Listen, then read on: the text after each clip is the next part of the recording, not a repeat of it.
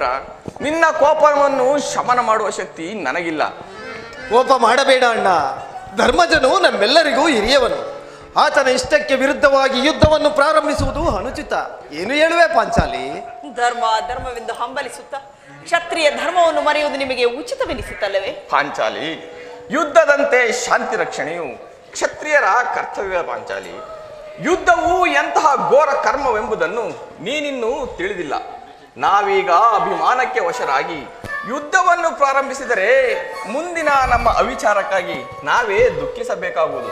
ಆದ್ದರಿಂದಲೇ ಸಂಧಿಗಾಗಿ ನಾನು ಇಷ್ಟೊಂದು ಪ್ರಯತ್ನಿಸುತ್ತಿರುವೆನು. ರಾಜೇಂದ್ರ,